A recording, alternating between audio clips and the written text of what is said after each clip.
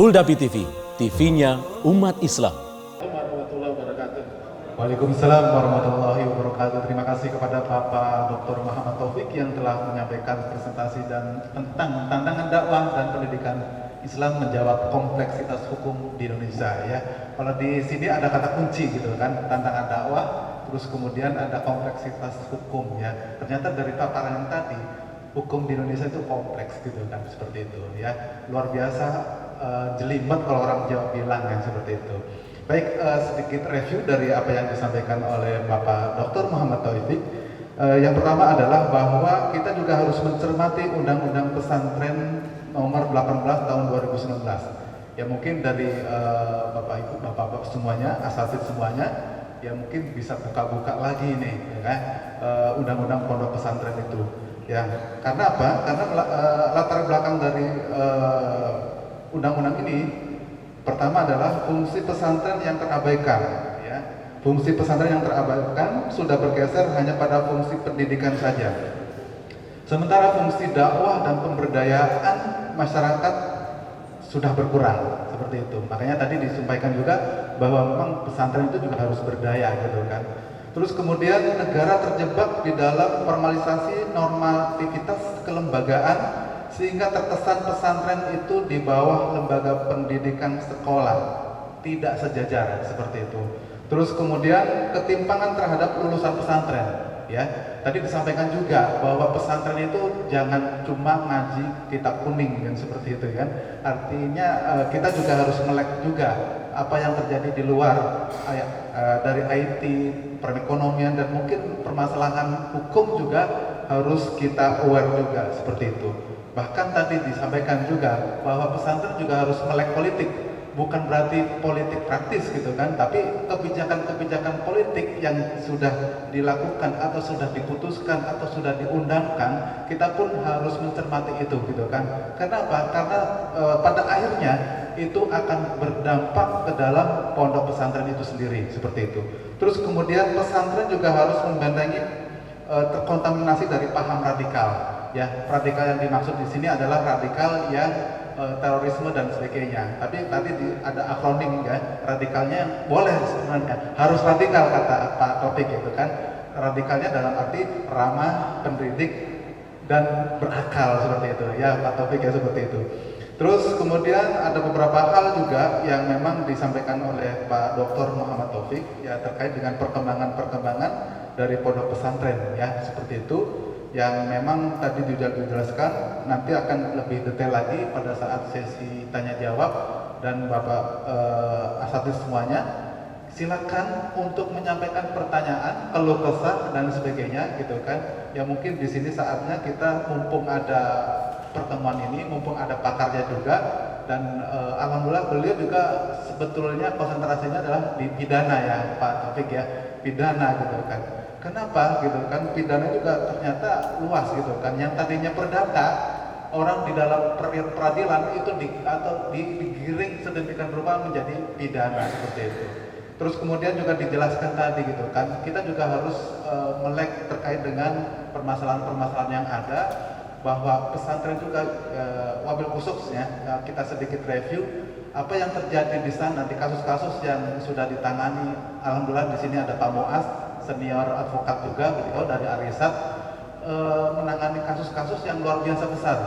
Dalam arti izin lengkap pun ya kan itu dipermasalahkan, apalagi izin tidak lengkap gitu kan. Bahkan ada satu kasus gitu kan, pondok pesantren itu bukan lagi dibubarkan gitu kan, tapi diminta asetnya. Ini yang terjadi Bapak Ustadz semuanya, Ustadz semuanya gitu kan. Ini faktanya yang ada di lingkungan kita seperti itu. Kemudian beberapa hal yang lain sudah disampaikan oleh beliau yang lumayan gamblang dan bila perlu di sini juga disampaikan juga pesantren membentuk melakukan semacam forum group discussion gitu kan. Kalau kita sering dengar gitu kan rancangan KUHP gitu kan, kenapa sih kita nggak bikin juga rancangan KUHP syariat Islam seperti itu. Artinya mungkin dalam versi yang lain seperti itu kita sodorkan ke lembaga-lembaga dewan dan sebagainya siapa tahu itu menjadi satu breakthrough atau terobosan-terobosan juga gitu kan. Karena mungkin nggak cukup juga dengan kodifikasi hukum atau kompilasi hukum Islam juga gitu, seperti itu ya. Jadi itu satu hal yang disampaikan oleh Pak Dr. Muhammad Taufik. Mungkin selanjutnya silakan Pak Teguh akan menanggapi, merespon atau membahas. Selanjutnya nanti baru sesi pertanyaan. Kepada Pak Teguh silakan.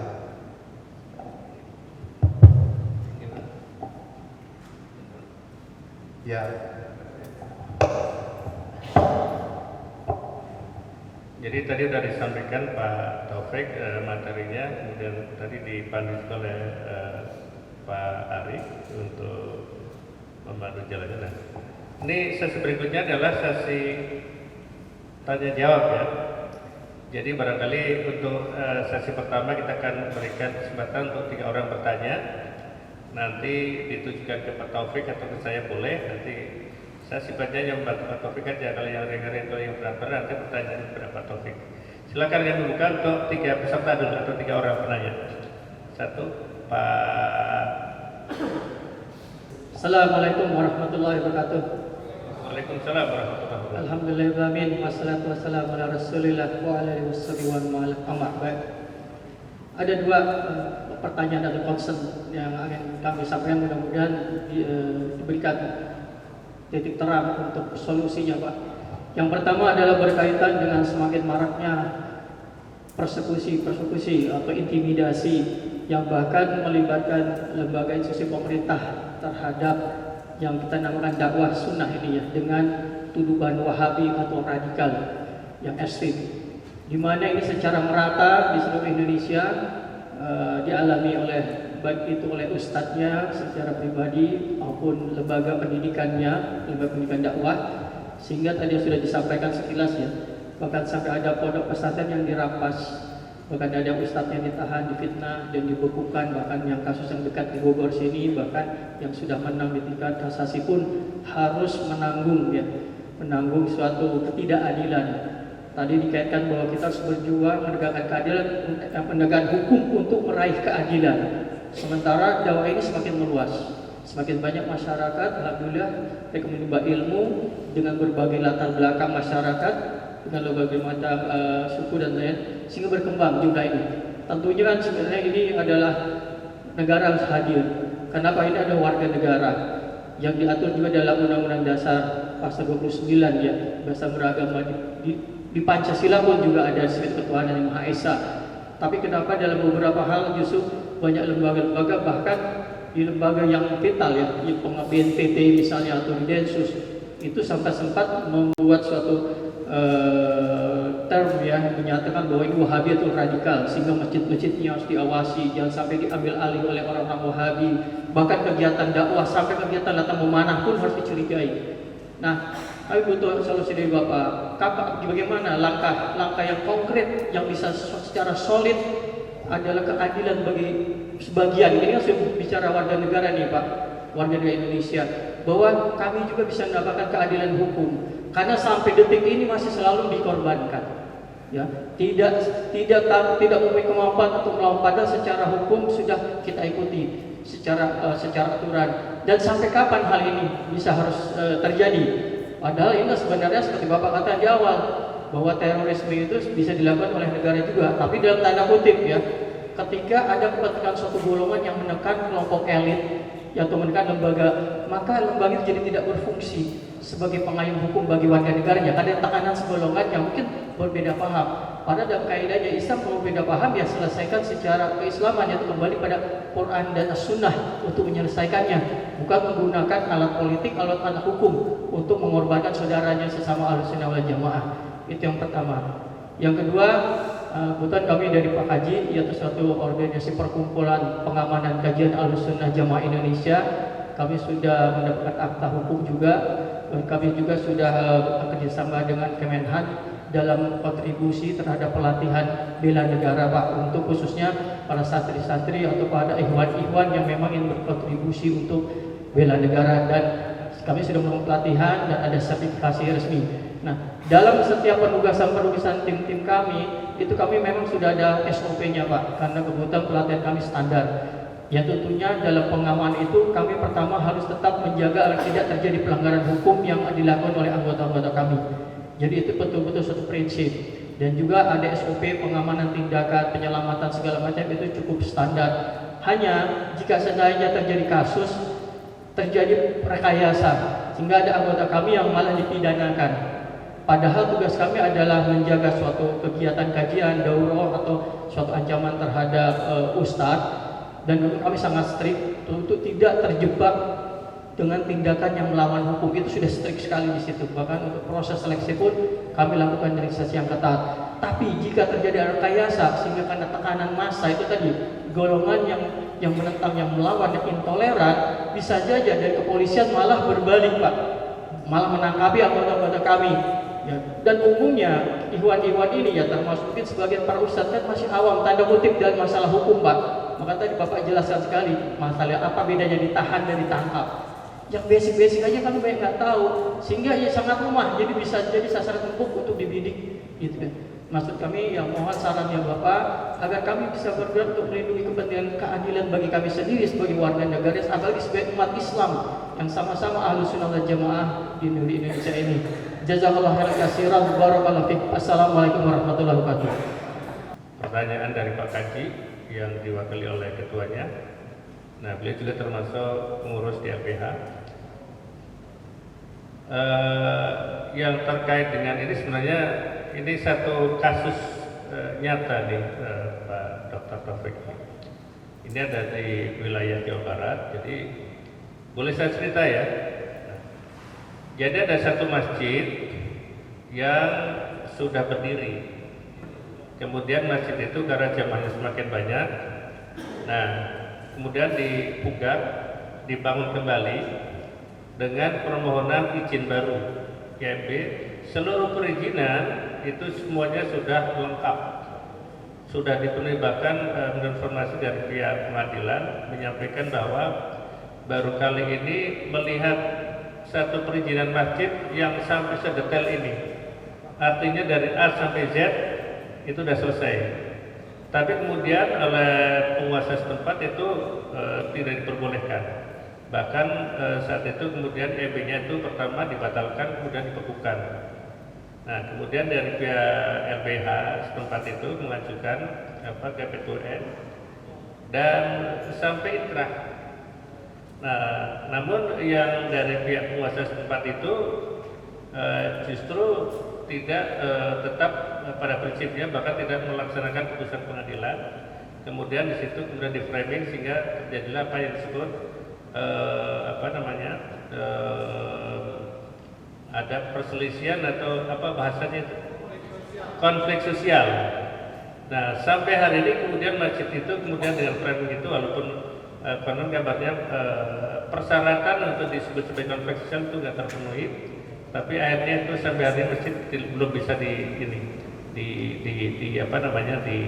dibangun kembali. Bahkan yang mengalah, malah yang diminta mengalah adalah pihak panitia dan pengurus masjid itu. Pihak penguasa setempat tetap pada prinsipnya karena kelihatannya itu ada tekanan politik, tekanan massa yang memang tidak menghendaki itu terjadi.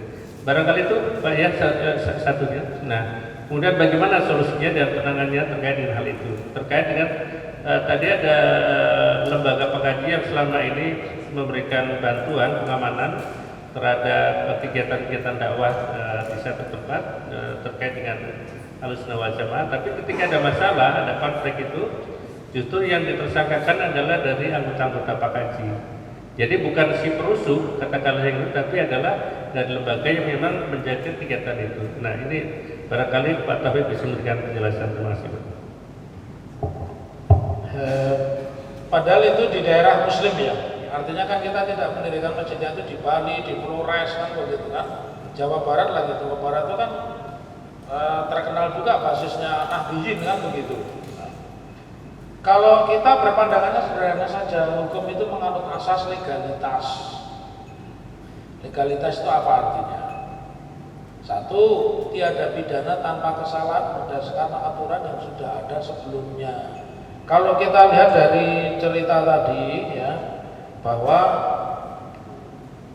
itu pernah berdiri satu masjid kecil, kemudian berkembang zamannya banyak diperbesar, sampai kemudian izin termasuk izin mendirikan bangunan, izin fisiknya pun sudah dilengkapi, tanda tangan jamaah bahwa kenapa masjid diperbesar sudah. Tetapi karena dia ada yang namanya persekusi atau tekanan dari massa ya, massa yang tidak setuju. Saya yakin masanya itu juga Muslim ya, mungkin malah sudah bawa kunci surga itu ya. Kunci surga yang bawa dia, nyatanya masjid aja nggak boleh berdiri itu, ya saya bawa ya. Apa yang dilakukan itu sudah melanggar asas legalitas. Karena perjuangan antum semua kan sudah sampai menggunakan hukum positif. Hukum positif itu kan berarti kita ikuti hukum pemerintah kan, ajukan gugatan sampai putusan tata usaha negara tingkat kasasi pun muncul, dan ternyata sekarang masjid itu tetap tidak bisa didirikan.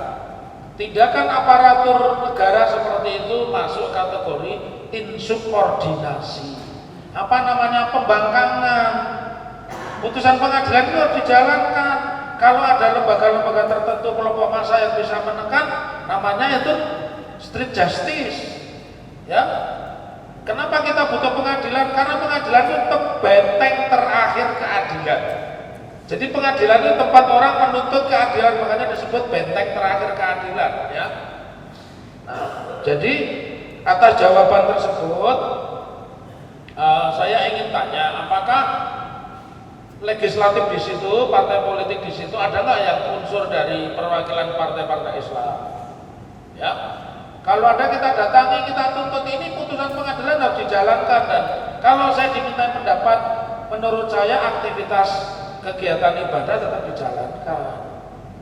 Nanti kalau ada orang melarang beribadah, kenanya pasal 156A. Ya, kenanya 156A. Bagaimana mungkin masjid sebelumnya sudah ada itu diperbarui bisa biar menjadi lebih baik, tahu-tahu dilarang. Dan untuk proses dilarang, surat pelarangannya pun sudah digugat di Peradilan Tata Usaha Negara sampai tingkat Mahkamah Agung atau Kasasi, dinyatakan menang, ternyata tidak bisa direalisasi. Itu pembangkangan. Kita laporkan semua itu, ya, termasuk mungkin saya tidak tahu namanya apa, namanya Dinas Tata Kota atau apa, ya. Yang pasti putusan pengadilan itu harus dieksekusi. Apa artinya eksekusi? Dijalankan, ya. Coba nanti minta kepada pengadilan setempat, temuin juga anggota DPR, suruh nekan kepada Dinas Tata Kota atau kantor perizinan supaya masjid itu berfungsi kembali. Lalu bagaimana sikap kita? Ya kita tetap sholat. Sangat menyedihkan dan itu sebuah ironi. Kalau di situ banyak umat Islam, ada masjid berdiri, ya mohon maaf kalau itu masjidnya masjid teror di tanah konflik mungkin masalah. Di Solo ada itu kan, masjid dibangun, padahal masjid itu dulu disengketakan keluarga keraton dan dimenangkan keluarga keraton, tetapi karena semangat kekuasaan saja ditembok. Sekarang masjid itu sudah berdiri tapi nggak bisa dipakai sholat. Kenapa? Belum selesai, masih butuh uang 200 miliar. Wali kotanya sama wakil wali kotanya udah ganti, makanya Allah itu udah jelas hukumnya, jangan membangun masjid di tempat yang konflik. Jadi udah berdiri megah tapi nggak bisa pakai apa-apa, baru 60%. Kalau sholat mulai mungkin malah bisa kejatuhan menara itu, ya. Nah begitu kan. Jadi solusinya saya nanti akan bantu secara teknis, saya minta kronologi, nanti saya akan berikan pendapat hukum. Kebetulan di sini kan LBH, beliau-beliau ini kan juga advokat ya. Nah, insya Allah nanti kita bantu. Tapi secara prinsip tidak ada larangan untuk tetap mengoperasikan masjid, tetap menyelenggarakan kegiatan sholat di masjid, karena itu melanggar asas legalitas. Yang bisa melarang seseorang itu kalau sudah ada aturan yang memutus bahwa ini tidak boleh dijalankan, itulah yang disebut semangat asas legalitas. Jadi menegakkan hukum pun juga pakai aturan. Tidak bisa hukum dengan tekanan massa, ya. Kalau hukum nanti dengan tekanan massa bukan mencari benar salah, tapi mencari apa? Menang kalah. Nanti seperti PSSI, kalau ada degradasi disogok, yang degradasi naik, jadi nggak ada degradasi, makanya PSSI nggak pernah menang, yang menang pengadilan ya, karena pengadilannya justru menang kalah ya, PSSI-nya benar salah gitu ya. Nah, gitu tak ya, monggo mudah-mudahan ini memberikan satu pencerahan dan insya Allah secara teknis nanti akan kami bantu. Kita lihat dulu kasus posisi, nanti kami berikan pendapat hukum ya, yang itu nanti bisa dijalankan. Putusan tunnya sudah ya, cuma tidak bisa dieksekusi. Nah untuk apa kita berperkara kalau tidak bisa dieksekusi? Dan orang-orang yang menjadi persekusi bisa dikenakan pasal setidaknya 335 ayat 1, perbuatan tidak menyenangkan ya, karena mengganggu aktivitas, apalagi mengganggu peribadatan, bisa kena undang-undang anti diskriminasi ya, gitu ya. Baik, mungkin ada tanggapan ulang dari Pak Indra terkait dengan jawaban yang di atas atau dengan Pak, ada tanggapan ulang ya, silakan. Jadi kasus ini jadi freeze Pak Taufik karena wali kota akan mengalihkan ini kepada permasalahan konflik sosial. Jadi dialihkan, sehingga kalau dialihkan sehingga bagi pihak yayasan namanya Masjid Miyah itu jadi seakan-akan sudah kehilangan powernya lagi karena bisa ditarik ke isu yang berbeda. Karena mungkin kalau melewati tadi yang prosedur hukum dan lain-lain, alhamdulillah itu sudah clear, artinya sudah tidak ada cacat hukum atau tidak ada ini. Dan itu juga bukan kategori masjid yang horor tadi, bukan. Nah, dengan adanya kita berhadapan dengan tokoh masyarakat yang lembaga pemerintah itu wali kota lah kita katakan, yang ingin mengalihkan menjadi konflik sosial, maka ini kelihatan kita seperti kayak layangan kehilangan angin gitu. Mana gitu, karena penyelesaian seperti itu. Jadi upaya hukum apa nih yang harus kita jalankan dan pengalihan isu dari masalah hukum menjadi masalah konflik sosial yang itu penyelesaian yang akan dipakai oleh wali kota. Jazakallahu khair. Ya, mungkin silakan sebut nama. Assalamualaikum warahmatullahi wabarakatuh. Perkenalkan saya Febri Mansyah. Alhamdulillah profesi saya juga advokat, cuman independen saja.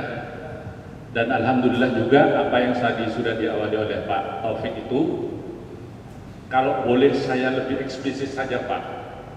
Kalau tadi kan masih ada dikabur-kaburkan siapa, di mana.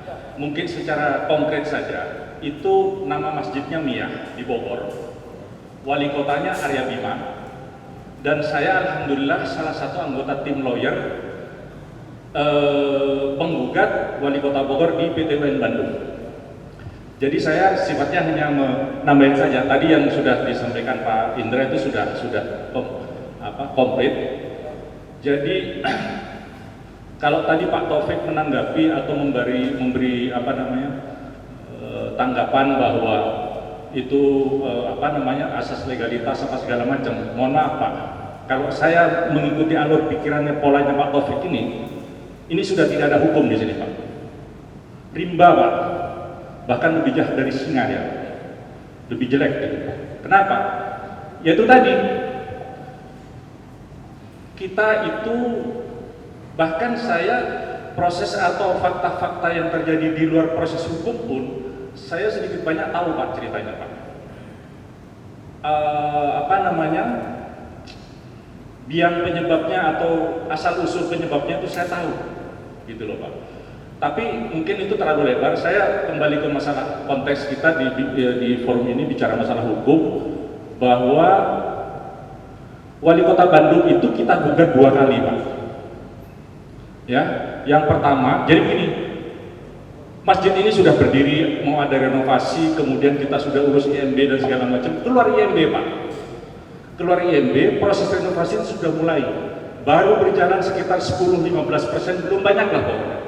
Tahu-tahu, yaitu tadi ada penggerudukan yang sampai mendemo wali kota apa segala macam. Singkat cerita, wali kota itu menerbitkan surat pembatalan IMB yang sudah pernah dia terbitkan sendiri. Jadi kalau tadi Pak Taufik juga menanggapi bahwa itu kita bisa mintakan ini ke tata kota apa segala macam, itu tidak mungkin Pak, karena tata kota di bawah kakinya dia Pak, di bawah kakinya wali kota Bogor ini, Arya Bima ini. Nah, terus saya menyambung lagi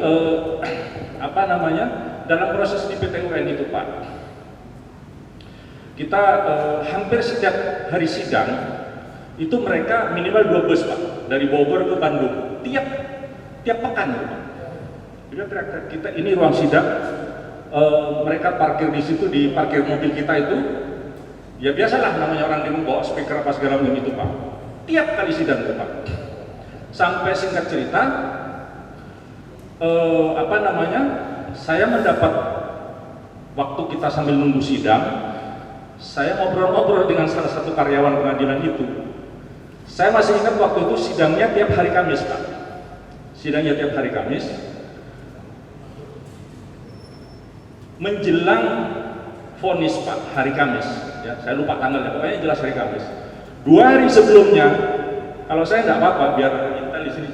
2 hari sebelumnya, hari Selasa, Wali Kota Arya Bima itu menghadap PT UN, Ketua Pengadilan. Karena dia sudah tahu ini bakalan kalah dia. Alhamdulillahnya Pak, itu ditolak sama Pak Ketua Pengadilan.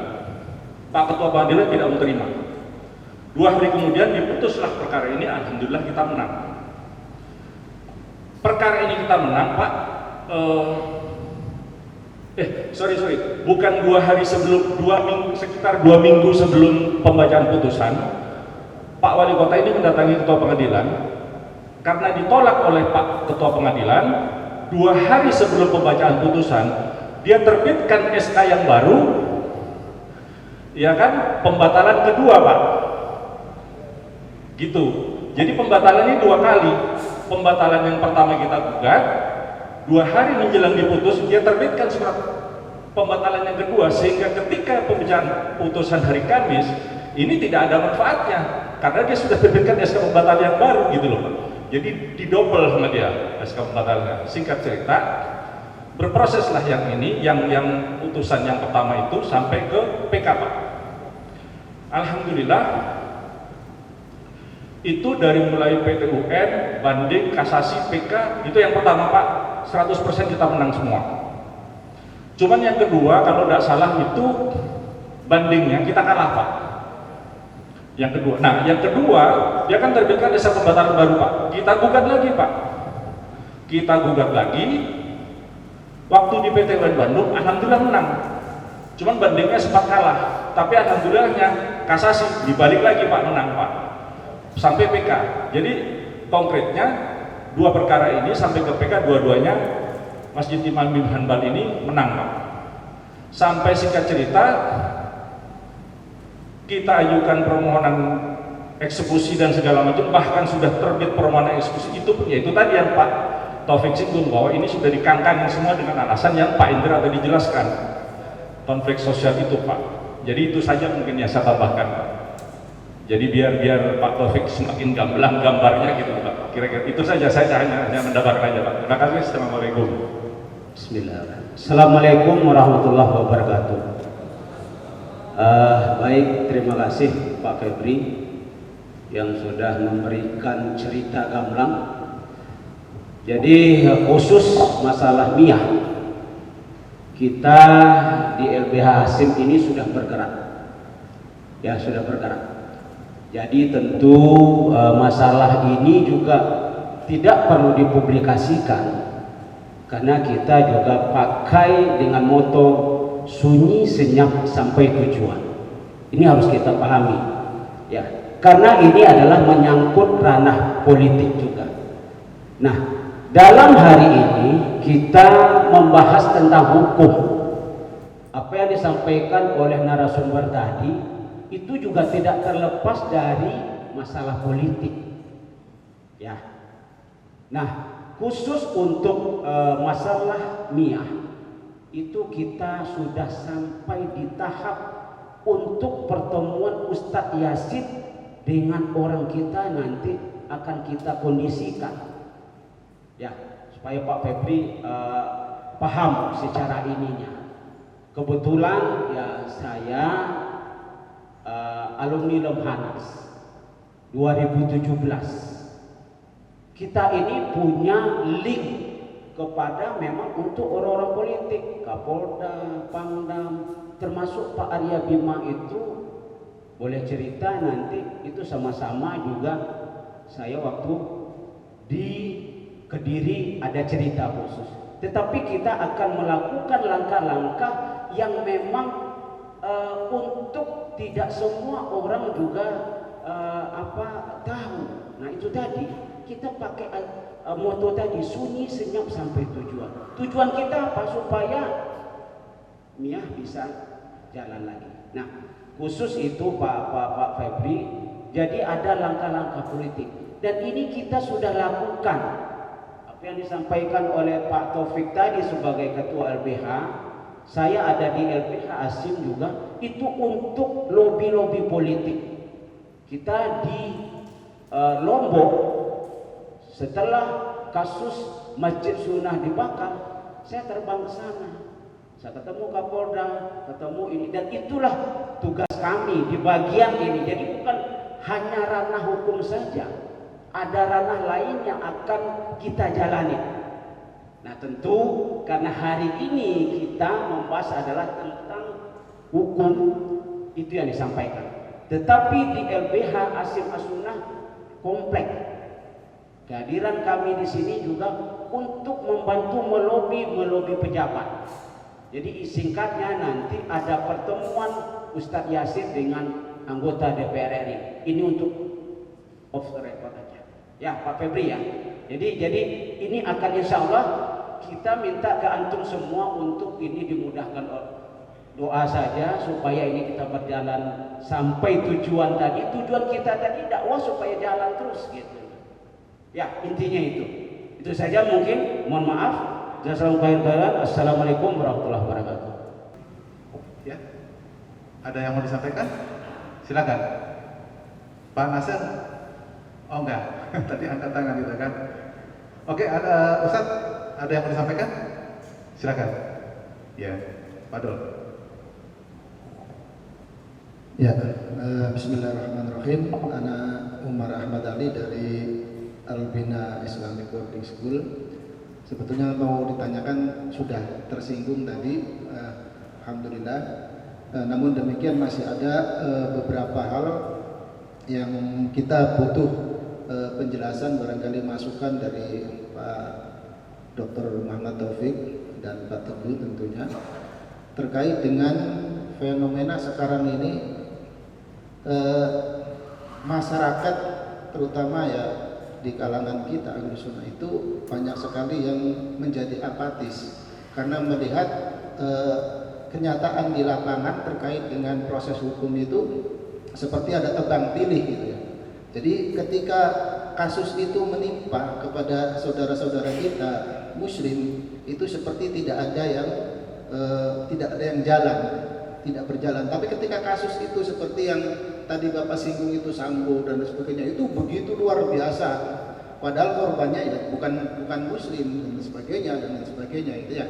Nah di sini kita jadi bertanya, di mana mereka-mereka yang kemudian mewakili kita sebagai ahli hukum yang duduk di pemerintahan, duduk di parlemen dan sebagainya. Ya ketika ada kasus saudaranya semuslim itu terintimidasi, tapi seolah-olah tidak ada bantuan hukum apapun, itu yang terlihat, sehingga muncullah sikap apatis dari kalangan kaum muslimin, terutama di kalangan santri ini. Ya biarin aja lah, sudah kita sesuai terima nasib saja seperti itu. Nah fenomena seperti ini menurut dari kacamata Pak Dr. Taufik sebagai ahli hukum dan Pak Teguh itu apakah bisa ya kita benarkan atau bagaimana solusinya bagi kita yang masih awam terkait dengan hukum, Pak? Baik, terima kasih. Assalamualaikum warahmatullahi wabarakatuh. Ya ini kolega di Al-Bina ini dan mungkin menimpa yang lain. Jadi begini, saya akan cerita pengalaman terkait kalau misalnya kita menghadapi satu persekusi yang dilakukan oleh pihak-pihak lain gitu. Sebenarnya kalau kita lihat, saya pernah mendengar informasi terkait dengan MIAH itu. Ini kita buka aja di sini karena di forum diskusi. Sebenarnya ada pihak tertentu yang membackup terkait dengan MIAH itu untuk bahasa di lapangan itu sama-sama menurunkan massa. Bahkan beliau juga sanggup untuk 2 kali masa yang hadir dengan segala risiko dan akomodasi biaya transportasi mereka akan tanggung. Cuma informasinya bahwa beliau itu kurang setuju atau tidak mengizinkan untuk pengerahan massa.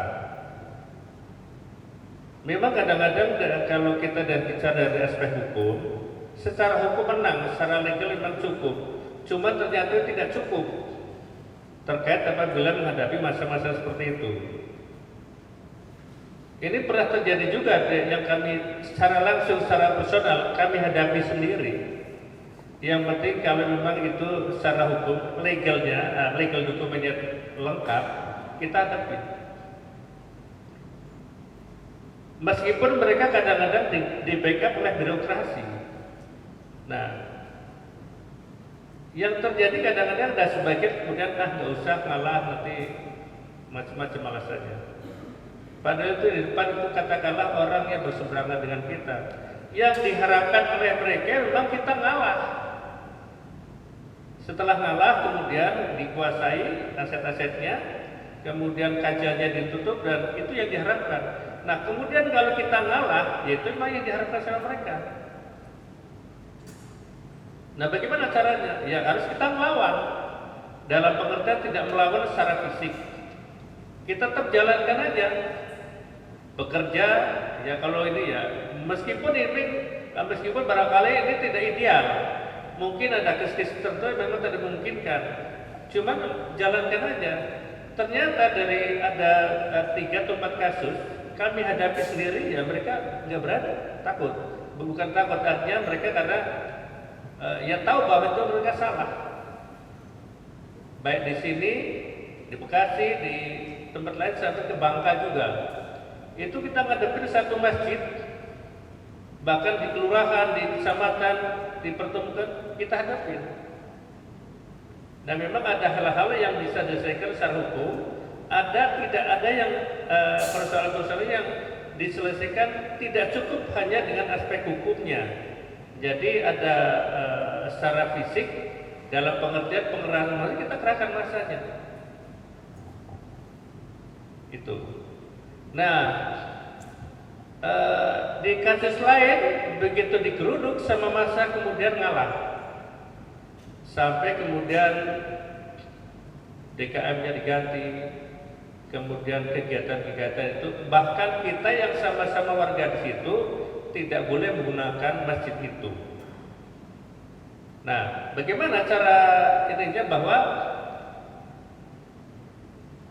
dalam kita menghadapi mereka ya kita sampaikan bahwa kita sesama warga di sini, sesama jamaah di sini, kami punya hak sebagaimana Anda juga punya hak.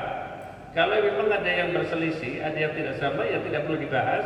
Tapi silakan yang A pakai A, yang B pakai B.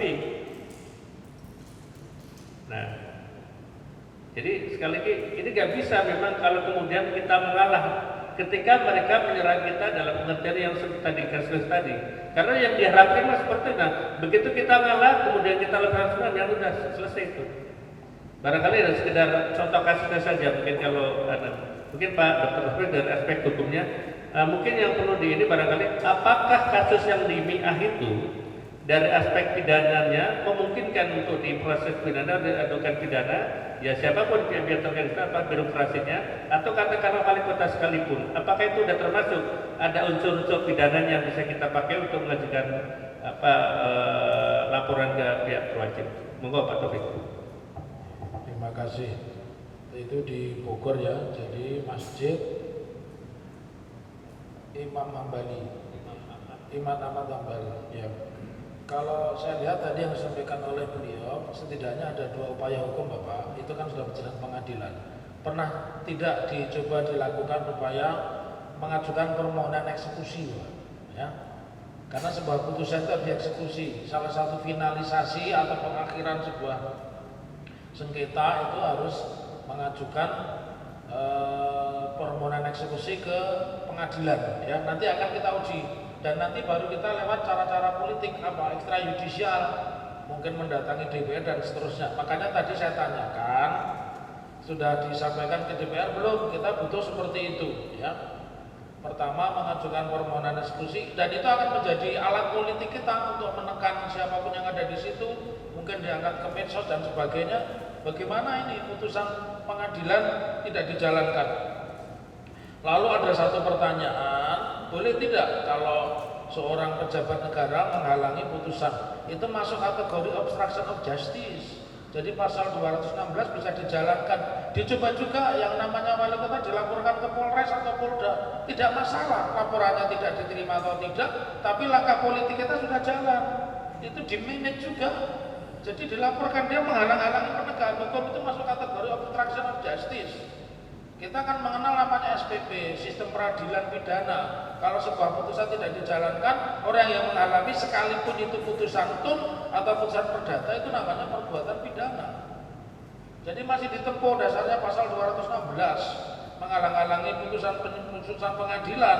Meskipun pasal itu tidak bisa ditahan karena ancamannya di bawah 9 bulan, tetapi setidaknya itu mempermalukan. Di proses-proses ini lalu kedua surat itu kita bawa ke DPRD Kota Bogor, kita minta pendapat mereka dan sikap mereka begitu. Tadi kan di awal kita sampaikan kita harus memilih itu karena mereka memperjuangkan Islam. Nah sekarang kita lihat ya, mereka memperjuangkan atau tidak. Kalau tidak salah Bima Arya ini dulu dari Partai Amanat Nasional ya Pak ya. Sekarang masih kan? Ini 2 periode ya. Kalau lihat sejarahnya kan sebenarnya PAN itu dibentuk juga oleh orang-orang yang berafiliasi Muhammadiyah sebenarnya ya. Tapi ini kan menjadi persoalan lain karena politik Pak Amin dengan desanya aja bisa bercerai ya. Pak Amin dengan itu Menteri siapa? Ya Zulkifli Hasan aja bisa berseteru, bahkan Pak Amin dengan anaknya Muntas saja bisa pindah partai. Tapi dicoba ya Bapak ya, karena di sini banyak lawyers, banyak advokat. Jadi dicoba satu mengajukan permohonan eksekusi berdasarkan putusan tun, yang kedua melaporkan ke polisi. Itu jangan menjadi berita menarik Pak. Karena saya yakin yang tidak setuju dengan Bima Arya pun juga banyak ya.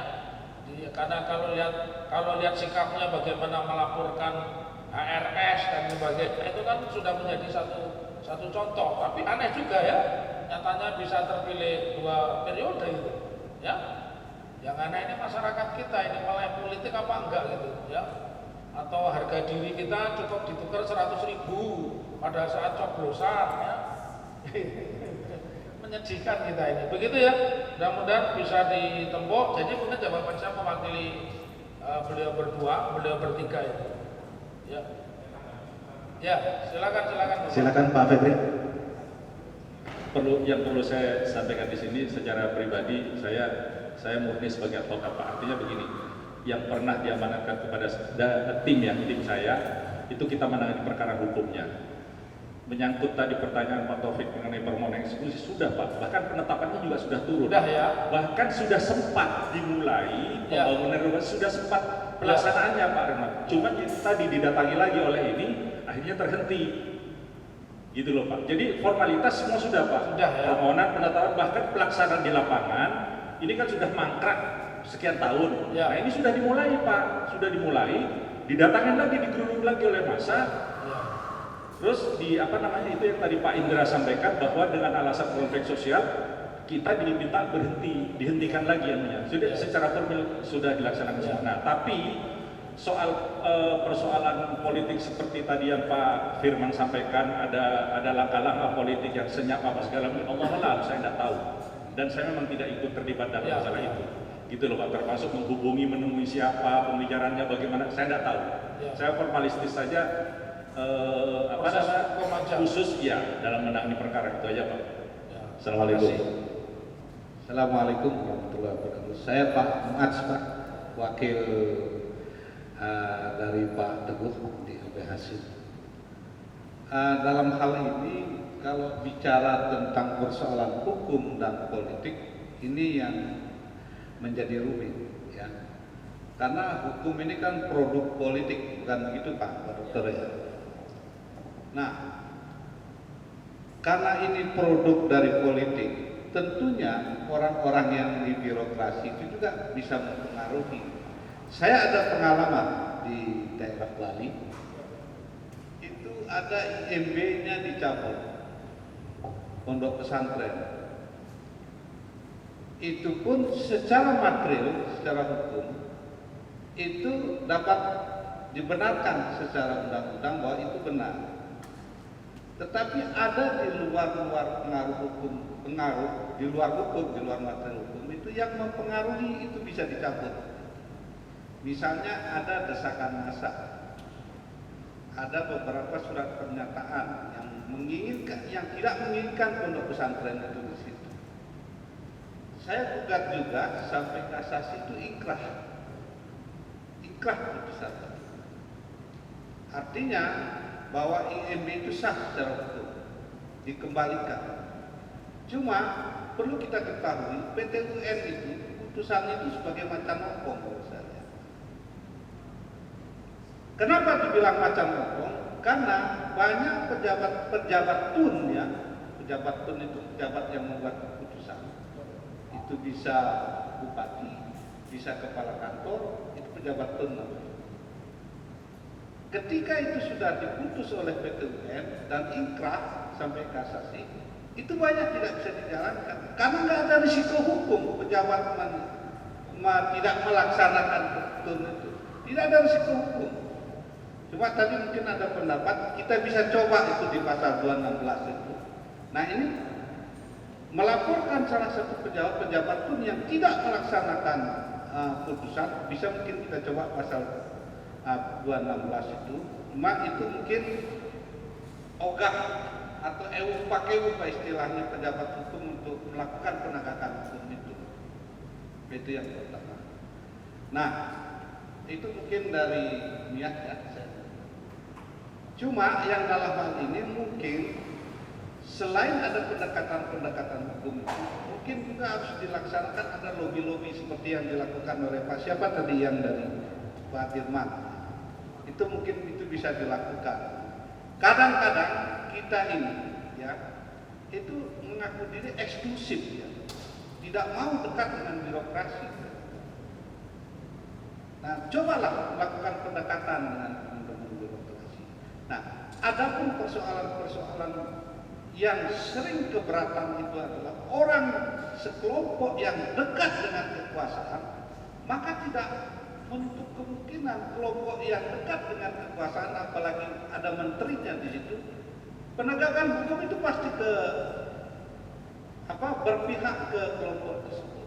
Nah, mungkin secara teknis Pak Doktor, ya, mungkin bisa diberikan penjelasan. Adapun tadi sudah Pak Teguh tadi menjelaskan secara lengkap. Mungkin secara teknis perlu dijelasin di sini. Ini kan banyak dilema-dilema yang terjadi, fakta-fakta yang terjadi di lapangan. Satu misalnya, dai-dai yang kita anggap sunnah ini, ketika dia akan melakukan pengajian akbar misalnya, itu jauh sebelumnya, seminggu, 3 minggu itu ada penolakan dari kelompok massa. Saya tidak bersebut kelompok massa itu, selalu mereka seperti itu di seluruh Indonesia. Trik-triknya sama, cara-cara kerjanya sama. Ketika ada pengajian di situ oleh salah satu ustaz yang sifat yang sunnah misalkan, itu cara kerjanya mereka membuat statement, mereka ramai di media akan menolak itu pengajian itu. Nah, aparat penegakan hukum pasti yang diinginkan adalah suasana yang negara ini kondusif. Nah, penegakan hukum ini tidak dilakukan oleh mereka. Mereka melakukan di luar penegakan hukum, mereka menginterpretasinya, mereka menganalisanya bahwa kita mengutamakan bahwa negara itu kondusif. Pengajian harus tidak dilakukan, di stop dulu. Itu yang pertama. Nah, mungkin kalau ada seperti itu, mungkin secara teknis, ya teman-teman di sini nih, cara-cara kerja seperti apa yang harus dilakukan step-step. Demikian juga dengan pondok-pondok pesantren yang selalu dilarang ketika berbeda. Saya ada pengalaman di Lombok, ya. saya sebagai kuasa hukum, LBH Asyik sebagai kuasa hukum di Lombok, itu ada berita-berita membubarkan Wahabi, membubarkan kegiatan-kegiatan Wahabi dan membubarkan seluruh pesantrennya dan membubarkan yayasan-yayasan. Nah, mereka melakukan itu dengan kampanye, tapi kita jawab juga dengan kampanye dengan media. Maka perlu didefinisikan dulu Wahabi itu apa. Karena secara peraturan perundang-undangan, secara seperti apa yang dikatakan tadi oleh Pak Dr. asas legalitas. Asas legalitas itu artinya ada peraturan yang tertulis yang melarang itu. Sampai saat ini dari peraturan dari tinggi sampai sekarang tidak ada definisi tentang Wahabi. Tidak ada pelarangan tentang Wahabi. Nah, jika ada pelarangan itu maka harus didefinisikan dulu Wahabi itu apa, Salaf itu apa. Nah, orang-orang seperti ini, kelompok-kelompok seperti ini, makanya perlu diskusi seperti ini Pak kita untuk mencerdaskan ya orang-orang. Nanti maksud saya kalau sudah jadi kita membuat sebuah rekomendasi, bila perlu kita kirim ke Bima Arya, bila perlu kita kirim ke beberapa pejabat. Ini loh sebenarnya dilema-dilema persoalan-persoalan hukum di lapangan. Itu mungkin jawaban kami. Nah, saya lanjutkan cerita dulu. Setelah kita melakukan perang media, mendefinisikan Wahabi itu, kita jelaskan sehingga bahwa tidak ada aturan dari undang-undang, dari konstitusi, dari peraturan pemerintah, dari peraturan menteri sampai peraturan daerah yang melarang tentang Wahabi. Dan Wahabi itu tidak jelas makhluk apa Wahabi itu harus dijelaskan menurut undang-undang jika ada pelarangan. Nah, pelan-pelan mereka menunjukkan. Mungkin itu uraian saya dulu. Dokter mungkin bisa dijelaskan secara teknis. Assalamualaikum warahmatullahi wabarakatuh. Silakan mungkin dibahas lagi. Ya, terima kasih Pak Muas. Pak Muas ini juga seorang advokat ya. Kalau saya melihat tanpa mengurangi rasa hormat, hukum ini kan ada dua. Satu, hukum yang sifatnya norma yuridis, jalur hukum dan sebagainya. Kemudian yang kedua ekstra yuridis, menggunakan pendekatan politik. Maka dari awal saya bilang kekuatan politiknya seperti apa. Kalau di dalam praktek selama ini yang kami lakukan itu dengan mengirim banyak surat yang tembusannya dikirim kemana-mana. Jadi kalau dicoba aja Bima Arya diajukan ke polisi, kemudian Bima Arya diajukan ke gubernur, suratnya juga ditembuskan kepada MUI dan sebagainya. Dan itu dilawan juga ada peran lain, pengadilan di luar selain street justice, pengadilan jalanan dengan berdemonstrasi, ya, dengan berdemonstrasi. Maka yang kedua adalah dengan menggunakan legal media. Apa itu legal media?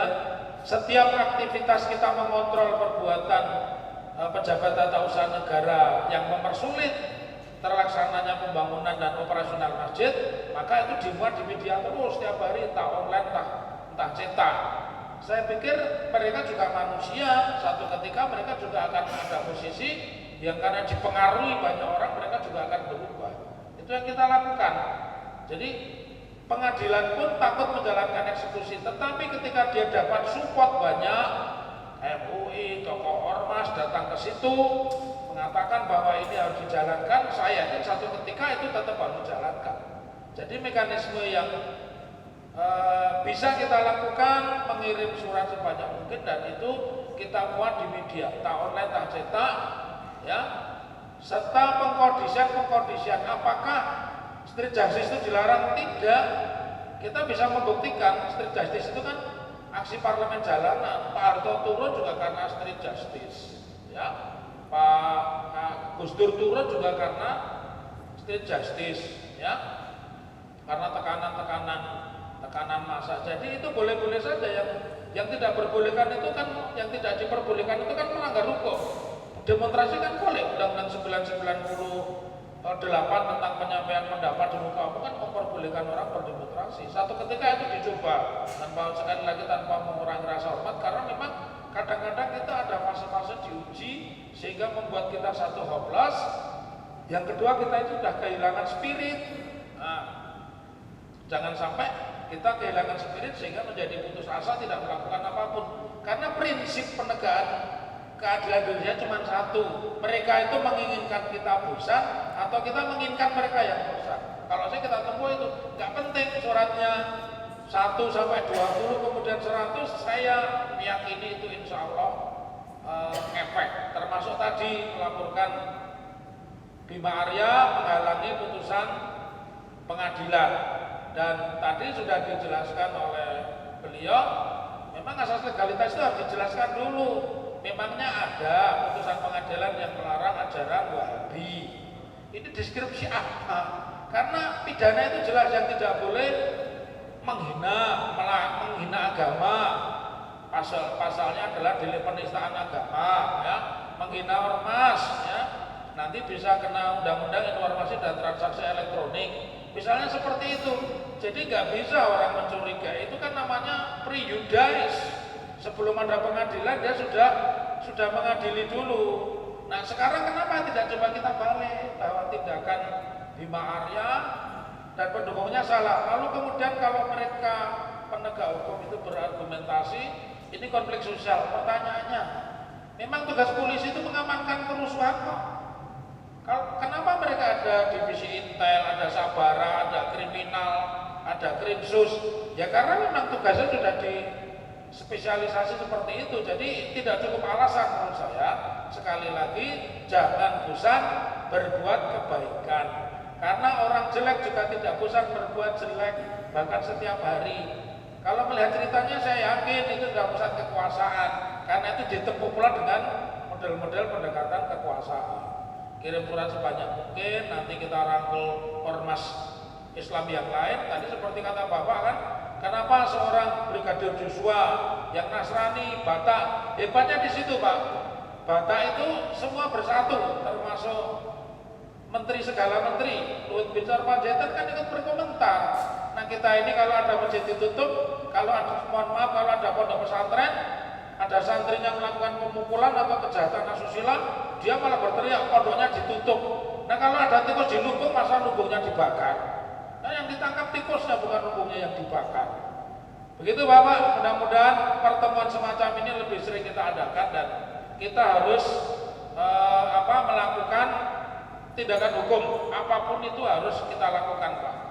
Karena kalau kita tidak melakukan tindakan hukum ya mereka akan lebih sewenang-wenang. Begitu? Terima kasih.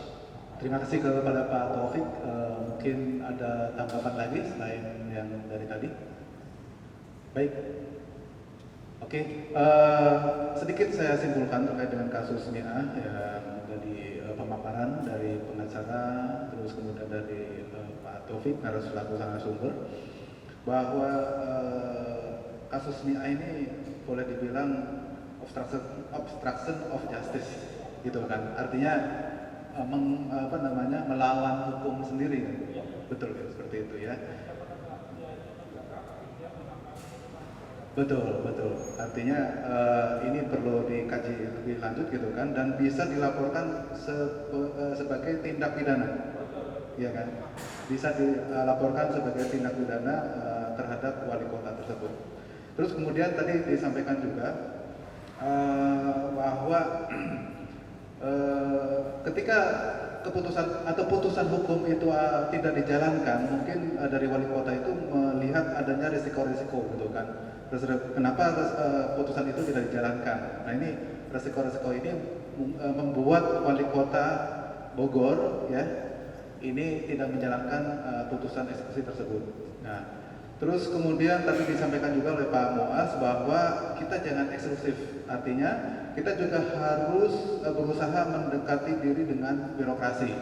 Artinya pada saat terkait ada permasalahan, kita harus membuka diri, gitu kan, open minded, membuka diri, kita dekati birokrasi. Bukan berarti kita berdekat-dekatan dengan kekuasaan atau dalam kata lain untuk menjilat dan sebagainya, bukan, ya kan? Tapi kita membuat sebuah langkah-langkah di mana kita harus mendekati birokrasi seperti itu. Terus kemudian tadi Pak Taufik juga menambahkan bahwa hukum itu kan ada yuridis, ada ekstra yuridisnya juga kan. Artinya tadi langkah-langkah dari Pak Firman juga cukup bagus dilakukan, dan ini perlu dicontoh dalam kasus-kasus yang lainnya.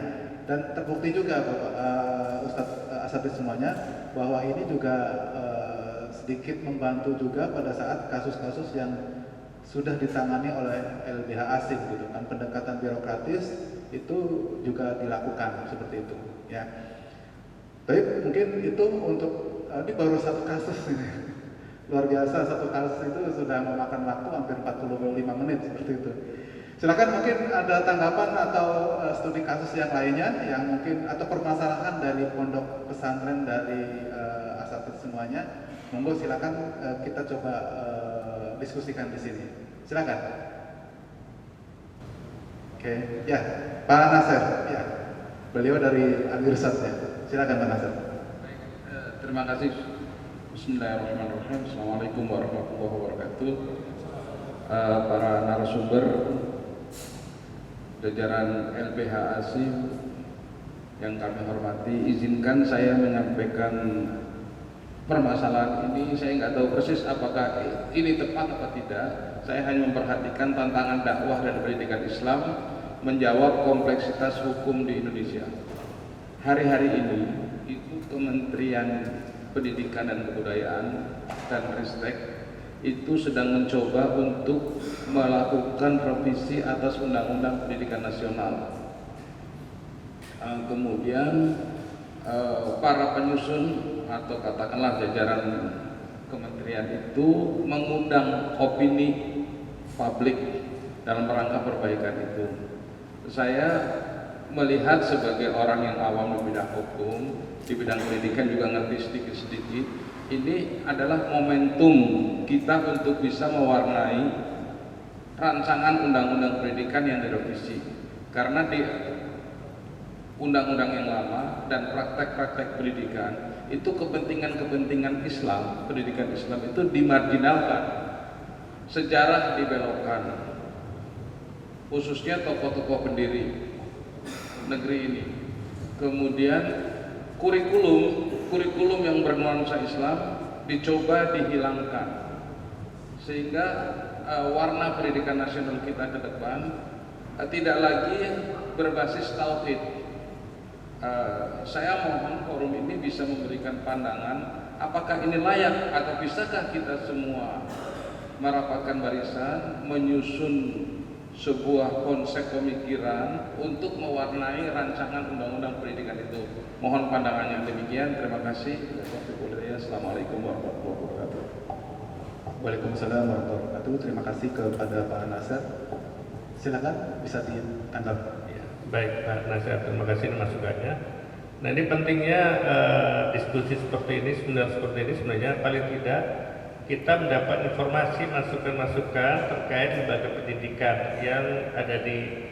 Saya berharap ini semuanya kalau memungkinkan itu yang hadir ini adalah bisa nanti tergabung dalam satu forum diskusi yang untuk membahas berbagai persoalan terkait dengan masalah-masalah yang kita hadapi. Nah, mungkin nanti saya cobakan bicara dengan Pak Taufik apakah mungkin di sesi berikutnya, tidak hari ini maksud saya, ada momen berikutnya nanti kita buat semacam kelompok kecil Pak Taufik ya, misalnya 20 orang atau seberapa menit bisa mewakili ini. Nah, dari forum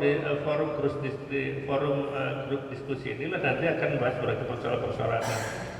Nah, ini selama ini kan dari beberapa lembaga nih kesannya itu bisa menyelesaikan persoalan sendiri-sendiri. Nah itu makanya mungkin kita yang ada di sini juga dilihat oleh mereka peta kekuatannya itu. Nah salah satu alasan kenapa kita membentuk atau mendirikan LBH ASIM itu adalah dalam rangka memberikan bantuan hukum kepada seluruh lembaga-lembaga yang mau bergabung dengan kami untuk diberikan bantuan hukum melalui misalnya Puldapi atau Al-Irsad dan sebagainya. Paling tidak kalau misalnya ada persoalan-persoalan hukum itu kami diberi kesempatan untuk membantu menangani, dan kami juga mengundang MIA sekiranya berkenan nanti kita adakan diskusi antara lawyer MIA yang ada misal diskusi dengan kami nanti sekedar memberikan masukan itu. Belum tentu juga masukan kami juga bagus, tapi paling tidak kita ada komunikasi. Nah, terkait dengan apa yang disampaikan Pak Nasar tadi, memang sebaiknya kita ada tim. Jadi nanti tim inilah yang nantinya akan menyampaikan masukan-masukan apa pada pihak pemerintah. Yang terkait dengan masalah pendidikan tentu ada pakar pendidikannya. Nah, kami sebagian dari LBH itu sifatnya mengawal, mendampingi, memberikan bantuan terkait dari aspek-aspek legalnya, aspek-aspek hukumnya. Tapi memang kami bukan pakar pendidikan. Nah, itu makanya ada tim khusus yang memang menang. Makanya ini di forum ini mungkin kita juga akan usulan apakah yang Puldapis seperti Puldapis sekarang ini masih akan mengurusi yang lain di luar terkait dengan namanya lembaga pendidikan dan dakwah. Nah, supaya apa? Fokus.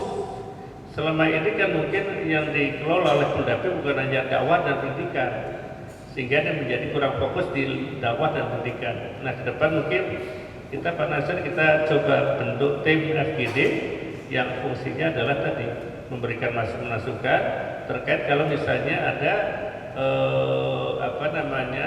revisi undang-undang yang terkait berkaitan dengan apa yang menjadi kegiatan yayasan kita. Barangkali itu Pak Nasir, mungkin Pak Taufik bisa menambahkan.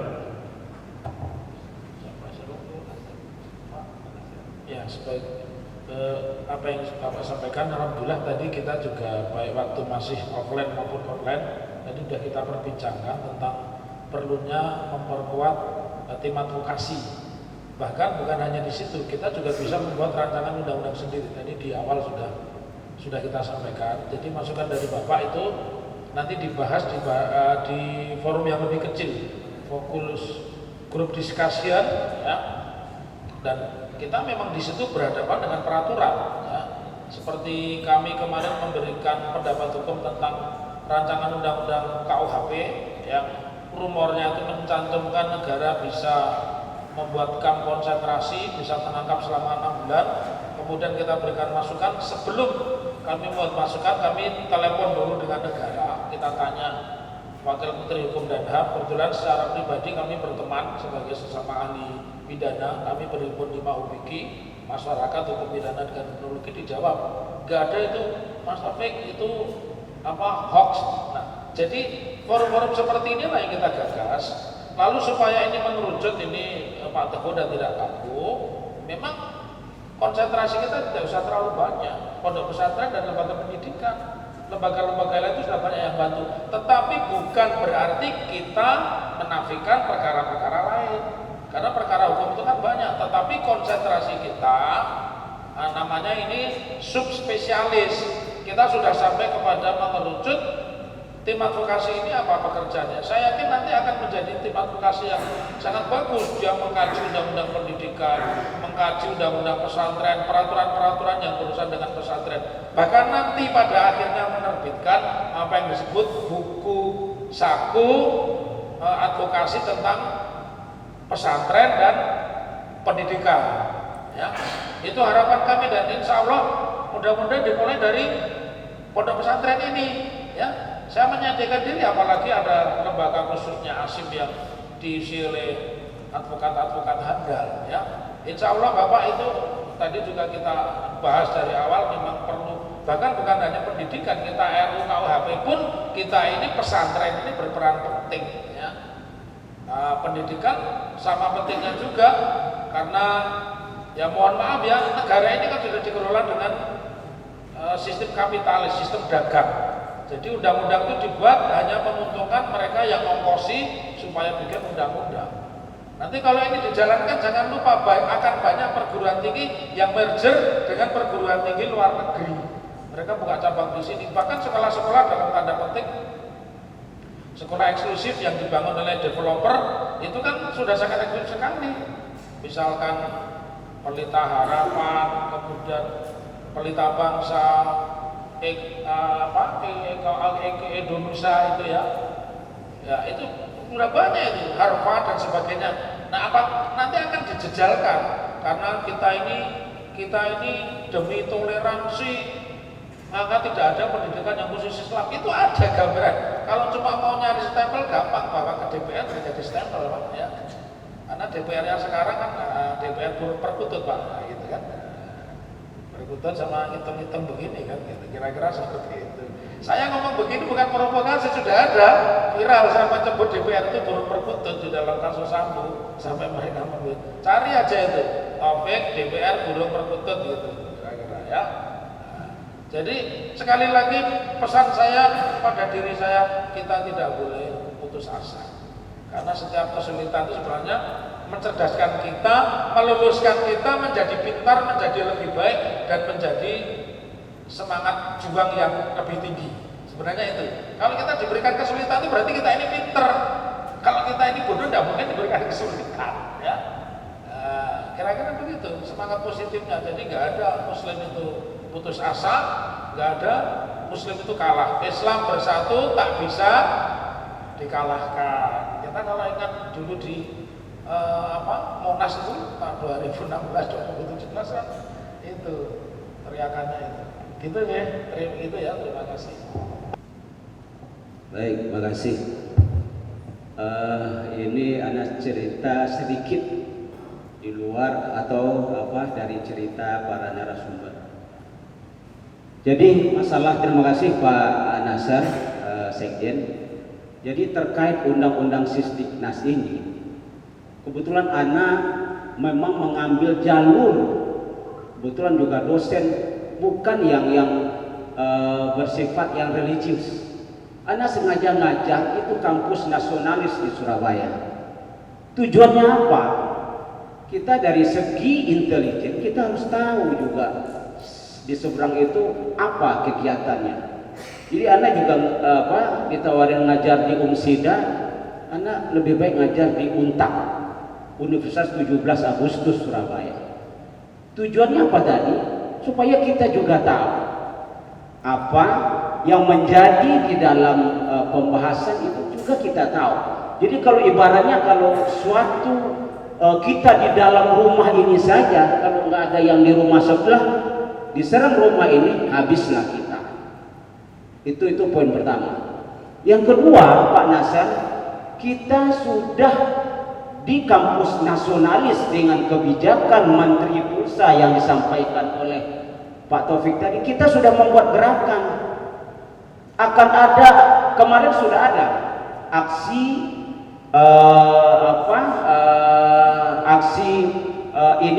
yang dilakukan oleh kampus-kampus swasta yang menentang kebijakan Menteri Ristek sekarang. Nah ini apa? Di sana juga anak. Nah, anak tadi harus berharap dari tempat anak dari antum semua ini ada masalah, kita akan menambah perbendaharaan masalah itu tadi supaya kita juga lebih kompleks untuk mengatasi masalah. Yang kedua, yang ketiga, harapannya adalah antum di tempat antum masing-masing, bahwa di tempat mahad, di pondok pesantren, untuk memberikan semacam ini kepada ustadz. Itu nanti ada level yang lebih tinggi, mungkin di ustadz tingkatannya asatid, Ustadz Ali Saman, Ustadz Yusuf, untuk memberikan kajian itu yang memang sejuk gitu loh. Jadi kita di awal dari permasalahan yang kita pernah tangani dari Pasuruan, Malang, segala macam, itu karena itu kita ini terlalu tertutup, kurang sosialisasi. Contoh kasus di Tulung Agung itu nggak pernah sowan saja ke MUI, itu jadi masalah. Nggak sowan, karena memang apakah kita muamalah itu melanggar ini? Tidak. Air tidak akan bercampur dengan bensin, tidak akan bercampur. Akidah kita tetap, tapi muamalah kita harus lakukan. Inilah yang harus kita rubah. Kadang-kadang memang ustadz kita, asatid kita memberi kajian itu yang memang wah itu bid'ah. Jangan. Nah ini antum harus perpanjangan tangan untuk menyampaikan di tempat antum masing-masing supaya sejuk. Jadi artinya apa? Kita dilihatnya bahwa wah kita ini bukan seperti yang mereka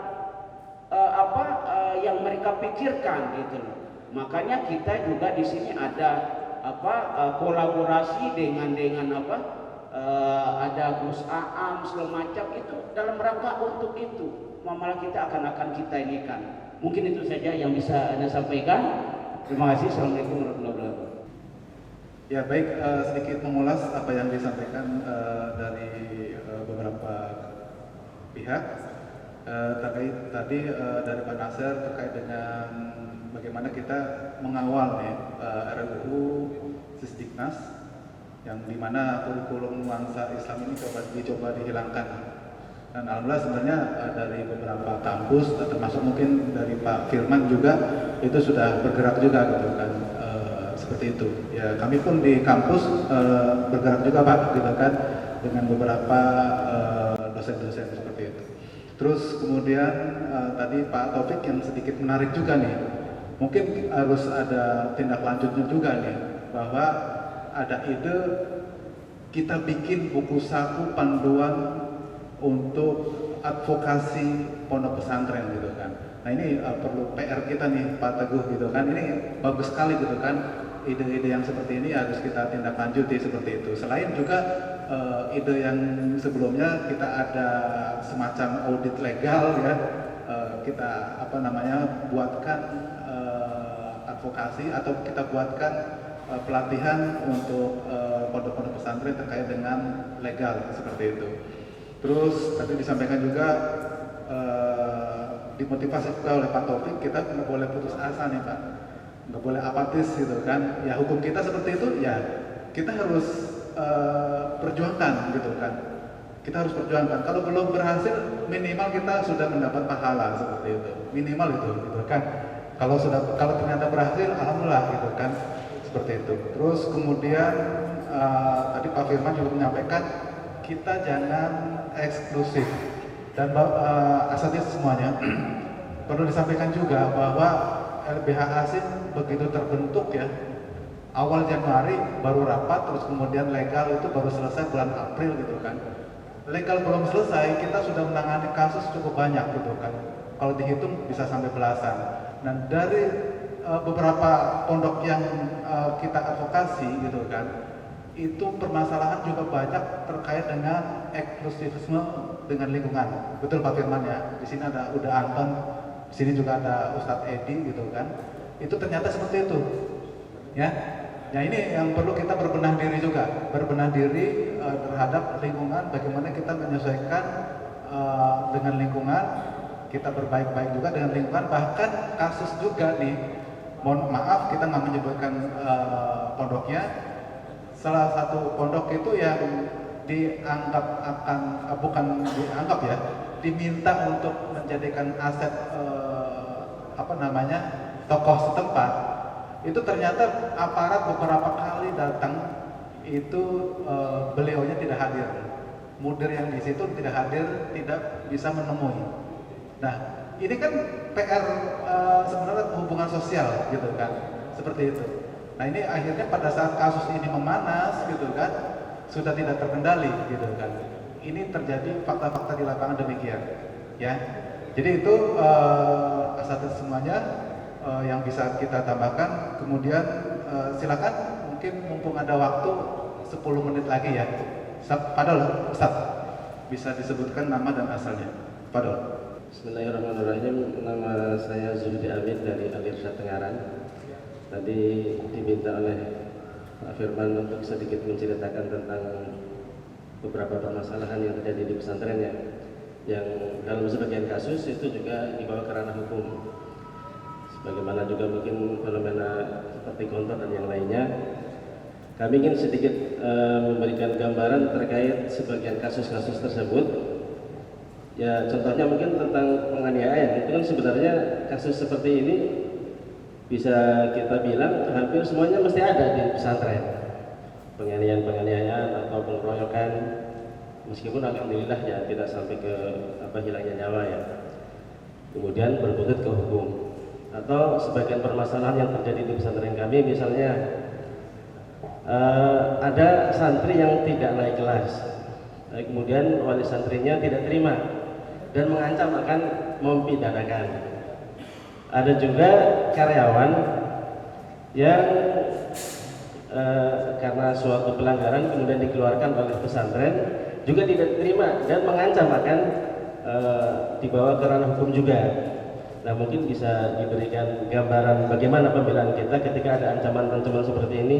Apakah kita membalas mengancam lagi atau ya bagaimana sebagai pembelaan sebagai dari pesantren menanggapi perkara-perkara seperti ini. Meskipun alhamdulillah selama ini ya permasalahan-permasalahan tersebut bisa terselesaikan melalui komunikasi. Tapi bisa jadi ada permasalahan-permasalahan yang lain yang mungkin bisa sampai ke ranah hukum.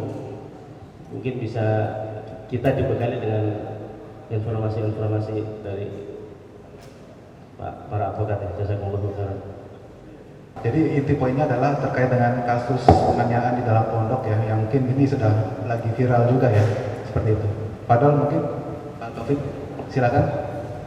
Ya, kita tidak perlu menutupi ya, kasus itu banyak. Ada pesantren besar di Solo ya, tapi tidak usah saya sebut, itu malah sampai meninggal dunia juga. Dan akhirnya saya mendampingi juga, kantor kami mendampingi, itu dikenakan hukuman anak-anak 2,5 tahun di Ambarawa. Memang ini perlu satu kajian khusus. Kita ini juga kembali kepada pemahaman pendidikan itu apa. Pendidikan itu kan berarti menjadikan orang itu baik ya. Menjadikan orang baik. Maka budaya-budaya kekerasan yang dulu pernah ada itu harus sedemikian kecil dieliminir. Karena mau tidak mau ketika pesantren itu muncul keluar, yang keluar itu yang jelek, itu yang justru jauh lebih populer. Padahal pesantren tadi yang saya sebut sebagai agen perjuangan, dia seorang entrepreneur, dia seorang pemimpin, dia seorang ahli surga, itu yang hampir dilupakan kan begitu. Yang dimunculkan kan kemudian kasus kekerasannya. Kalau kemudian ada kasus kekerasan seperti itu, sepanjang itu tidak mengakibatkan kematian, ada upaya-upaya namanya RJ, Restoratif Justice ya. Kejaksaan ada peraturan nomor 15 2020 tentang Restoratif Justice. Kemudian polisi punya Perkap nomor 8 tahun 2022. Apa di situ yang diatur? Perkara-perkara tertentu yang melibatkan para pihak itu didamaikan lebih dahulu. Ya, didamaikan lebih dahulu. Kalau itu perkelahian, ya saya pikir wajar lah sebagai anak-anak remaja, cowok, ya mungkin makannya telat atau apa, atau kirimannya orang tua telat, kemudian sikat giginya jatuh atau jamnya sandalnya dipinjam, bisa jadi masalah. Apapun bisa jadi masalah ketika orang dalam ketegangan tinggi dengan problem begitu banyak. Tetapi solusinya kalau saya boleh lakukan pendekatan yang penyelesaian yang sifatnya mendidik, karena namanya pendidikan ya. Jadi pendidikan itu bukan berarti yang dikumpulkan orang baik, orang yang jelek dididik menjadi baik, itu esensi pendidikan. Kalau kita hanya mengumpulkan orang ahli Quran, ahli surga saja, kita tidak pernah tahu kejahatan. Jadi kita tahu kejahatan itu untuk menjadikan pelajaran. Sepanjang itu ya Tat ya, sepanjang itu tidak membawa korban ya, masih bisa dilakukan restoratif justice. Bahkan dalam hal tertentu kejaksaan itu pencurian sepeda motor pun orang yang sudah ditahan 2 bulan perkaranya tidak dilanjutkan ke pengadilan itu dibolehkan. Islam pun juga demikian, karena restoratif justice itu juga bagian dari hukum progresif. Jadi kalau ada seperti itu ya banyak itu referensi yang dipakai, tidak perlu dibawa ke pengadilan, tidak perlu dibawa ke polisi. Kalau orang tuanya datang ya dihadapi aja di ruang bimbingan penyuluhan atau apa. Silakan orang tuanya marah, anak itu dipertemukan. Kalau memang sanksinya itu harus dikeluarkan ya harus diberikan pengantar begitu ya. Kalau itu pendekatan saya, karena saya ini orang yang anti pemidanaan. Jadi kalau orang seperti saya ini kalau diajak bicara diskusi, saya ini orang yang tidak suka memenjarakan orang. Semakin lama belajar hukum itu untuk apa memenjarakan orang kan begitu. Apalagi kalau perkara-perkaranya seperti itu, ya. Apakah pernah ada yang kemudian dilaporkan polisi gitu kan? Terus sampai jalan, ya. Ya, memang ada restoratif justice, Tad. Jadi bikin kesepakatan itu bawa ke polisi memperbolehkan sepanjang itu tidak mengakibatkan kematian, dan kita juga tidak berharap ada kematian di situ, ya saja. Lalu memang mohon maaf ini, saya tadi baru bicara sama belum, sifat-sifat yang orang menganggap pesantren itu eksklusif itu memang harus dikurangi. Pergaulan kita itu harus sebanyak mungkin, seheterogen mungkin gitu, ya. Karena kita kan punya kultur sendiri, tapi bukan berarti kita tidak bisa bergaul dengan orang lain. Dalam menanggapi perkara-perkara seperti itu, jangan melakukan pendekatan kekerasan. Pendekatannya adalah restoratif justice. Kalau orang itu memang mau dihukum, ya bolehlah silakan dihukum, tapi hukumannya jangan dengan kekerasan, jangan menggunakan fisik. Karena sekarang ini zamannya kebalik kok. Dulu saya waktu kecil bapak saya tentara, kalau nakal saya diambilkan setut, masukin kamar mandi, digebuki, masukin kamar mandi, makan kayak tahanan. Kalau sekarang seperti itu, bapak saya tak lapor ke bapak saya masuk penjara, benar tidak? Tapi lahirlah manusia seperti saya. Saya tidak mungkin mukulin anak saya yang subuhnya telat. Nggak seneng, dia diprovokasi temannya laporin polisi, bapaknya dilaporkan polisi. Dulu saya digebuki, tidak mungkin saya lapor polisi saja. Saya mesti samina wa ta'na sama bapak saya. Itulah bedanya di situ. Jadi jangan pendekatan dengan kekerasan. Muslim itu non violent movement, karena hukum humaniter, hukum perang dan damai. Ketika musuh sudah menyerah pun kita nggak boleh mukulin kok.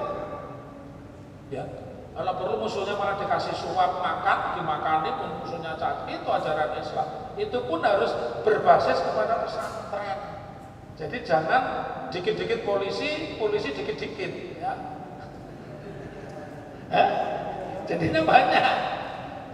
Coba diajarkan di situ, ya. Yang berdamai nanti disuruh kasih pekerjaan bareng-bareng supaya mereka bisa kompak. Kita memang harus, pesantren ini memang mendidik orang supaya kita kreatif. Kira-kira begitu ya, Tante. Terima kasih. Mohon maaf. Assalamualaikum warahmatullahi wabarakatuh. Waalaikumsalam warahmatullahi wabarakatuh. Terima kasih kepada Pak Dr. Muhammad Taufik. Kita sudah azan ya, tapi ada permintaan satu orang nih untuk menyampaikan 5 menit. Mungkin siapa ya? Soalnya tulisannya panas ya. Silakan. Jangan 5 menit ya, 3 menit mungkin. Boleh nggak? Oh ya. Silakan. Baik, terima kasih. Assalamualaikum warahmatullahi wabarakatuh. Karena waktu dibatasi, saya to the point aja. Ini pengalaman. Kejadiannya tahun 1988 di Maluku Utara. Jadi pada saat itu Mendikbud itu mengeluarkan kebijakan khususnya untuk perguruan tinggi dalam rangka mengembangkan kemampuan akademis alumni perguruan tinggi negeri, silakan kerjasama dengan luar negeri. Tapi yang terjadi adalah disalahgunakan kerjasama dengan luar negeri untuk membangun sekolah tinggi teologi Katolik. Beri saya. Jadi kejadiannya itu bermula saya naik pesawat dari Ambon ke Ternate sampai ke Tobelo. Saya duduk duluan, kemudian menyusul satu di antara anggota yang melakukan gerakan deislamisasi di timur, misionaris. Nah, dia duduk kemudian memperkenalkan diri dan menanyakan kepada saya, "Bung, agamanya apa?" Saya jawab Katolik. Namanya siapa? Edward. Dalam perjalanan dari bandara pesawat itu ke Ternate sampai ke Tobelo, mereka semua cerita, apa yang diceritakan mereka adalah segala sesuatu yang menjelekan Islam dan Islam harus dihancurkan. Sampai di Tobelo itu nggak ada penginapan yang representatif, yang ada adalah lodgemen Mas Melati. Kami tinggal di situ kurang lebih 7 hari bersama. Jadi saya selesai urusan saya kembali ke situ, habis asar kita ngobrol sampai menjelang maghrib. Saya belum mandi, saya mandi dulu. Nanti habis makan malam cerita lagi. Yang diceritakan adalah bagaimana mereka membangun kerjasama itu dengan UNPAD, Universitas Patimura, bersama Sekolah Tinggi Teologi di Australia, membangun Sekolah Tinggi Teologi. Yang mereka ajarkan adalah di situ satu orang mahasiswa itu mampu menghadapi 40 orang dalam diskusi dan meyakinkan mematahkan argumentasi orang Islam. Yang kedua, mereka diberikan bekal skill pekerjaan-pekerjaan rumah dari halaman paling belakang sampai depan. Kemudian mereka memetakan potensi Islam dari Aceh sampai Merauke. Mereka petakan, mereka plot. Aceh, Sumatera itu yang kuat adalah Aceh, tapi Aceh sekarang sudah nggak seperti dulu lagi. Yang kedua adalah Sumatera Barat. Sumatera Barat pun mereka sudah sampaikan, Bung boleh cek dulu tahun 70-an itu tidak ada matan sekolah dasar di Minang yang khatam Quran. Sekarang kata dia itu 988. Jangan kayak SD, boleh cek tamatan SMA masih bisa dihitung dengan jari yang pernah khatam Quran. Kemudian lari ke Jawa. Jawa itu yang kuat adalah DKI dan sekitarnya, Jawa Barat, Bandung dan sekitarnya, Jawa Timur. Tapi Jawa Timur gampang dibeli karena mereka punya potensi, punya akses untuk bernego, mengalihkan perhatian. Masuk ke Lombok. Lombok itu kuat, tapi kita akan rusak dari Bali. 10-15 tahun yang akan datang akan ada kegiatan di Lombok, di pantai-pantai Lombok yang tidak kalah dengan apa yang terjadi di Bali. Kemudian masuk ke NTB itu yang kuat adalah daerah Bima sampai ke Merauke, mereka ceritakan semua. Kalimantan itu yang kuat Islamnya adalah Kalimantan Selatan. Mereka petakan dan mereka akan rusak dari Kalimantan Tengah dan Kalimantan Barat dengan Singkawangnya. Nah, kemudian mereka cerita, mereka bilang jangan umat Islam itu dilarang ngaji, jangan dilarang baca Al-Quran, tapi ciptakanlah aktivitas-aktivitas, kegiatan-kegiatan hiburan yang menarik remaja, khususnya pada saat jam-jam mereka harus ngaji. Dulu anak-anak kita selesai sholat maghrib baca Quran sampai isya. Dia bilang, Bung, sekarang nggak ada itu katanya. Kita bikin sinetron, kita bikin acara-acara sehingga ibu-ibunya pun lupa melaksanakan sholat, menunggu momen-momen iklan. Dan itu mereka rancang. Yang lebih ekstrim lagi adalah mereka ceritakan bagaimana memisahkan Indonesia Timur dari Indonesia. Dia bilang, Bung, Timur sebentar lagi akan lepas. Dalam hitungan nggak sampai 10 tahun. Paling lambat 10 tahun Timur akan lepas. Kita sudah atur begini. Mereka ceritakan, waktunya nggak memungkinkan untuk cerita lebih lanjut. Tapi informasi ini hendaknya menjadi inspirator bagi kita untuk menyatukan barisan, menyusun konsep yang strategis dalam rangka membentengi anak-anak kita melalui pendidikan dan dakwah. Saya kira itu aja. Karena waktunya, ceritanya seminggu saya diskusi dengan itu dan mereka tidak tahu saya Muslim pada saat itu. Saya pengurus Dewan Pimpinan Wilayah Al-Irsyad di Maluku. Terima kasih. Terima kasih kepada Pak Nasir terkait dengan informasi yang berharga, luar biasa. Alhamdulillah kita sudah di penghujung acara dan mungkin tidak cukup waktunya ya, karena memang semestinya nih sehari 2 hari juga nggak cukup mungkin ya Mas Mika. Jadi gimana Pak Teguh? Acara kita selesaikan aja ya. Ya, oke. Baik, sebagai satu rekomendasi yang terakhir adalah bahwa perlunya ada forum group discussion lebih lanjut, tindak lanjut. Artinya asatidz yang ada di sini silakan gitu kan, mungkin bisa memberikan masukan, mungkin juga masih ada di grup ya, di grup WA gitu kan. Nanti pada saat sudah terbentuk forum group discussion ini gitu kan, kita bisa merekomendasikan hasil forum group discussion itu ke lembaga-lembaga terkait seperti itu. Dan alhamdulillah Pak Dr. Muhammad Taufik pun bersedia, berkenan untuk ikut membantu, membimbing, mengarahkan juga gitu kan. Ada mungkin masukan di sini juga ada beberapa lawyer, ada ahli-ahli pendidikan, mungkin kita akan bahas lebih lanjut gitu kan. Sehingga syukur-syukur tadi kita mendapatkan satu hasil yang maksimal, dan mudah-mudahan juga ada tadi gitu kan, ada buku saku juga gitu kan, bisa tadi buku saku, pedoman, advokasi, pondok pesantren gitu kan. Ini penting sekali gitu kan, karena jangan sampai kasus-kasus pondok pesantren itu berulang kali terjadi dan pada akhirnya benturan-benturan sesama umat Islam pun terjadi seperti itu. Itu aja mungkin kesimpulannya. Ustadz Ali ada yang mau ditambahkan? Pak Teguh ada? Ustadz Basudi? Ya, belum bicara tadi.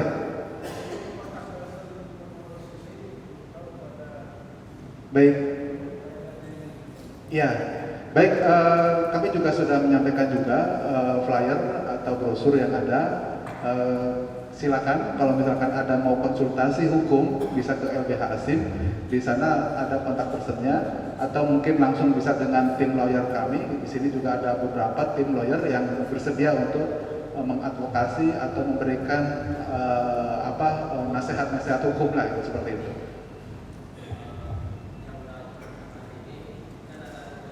Ya. Baik, ya.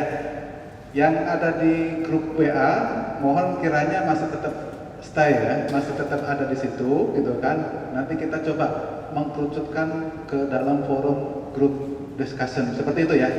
Ya kurang lebih seperti itu. Dan untuk yang mau dokumentasi pun silakan bisa menghubungi panitia. Alhamdulillah sudah kami rekam. Mudah-mudahan rekamannya bisa diterima dengan baik. Sudah waktu sholat. Itu aja mungkin. Ada mau ditambahkan lagi?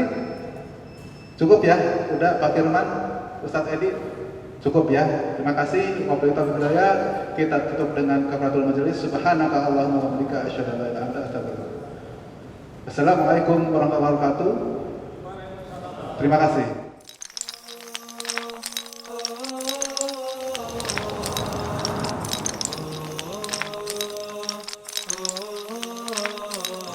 Polda TV, TV-nya umat Islam.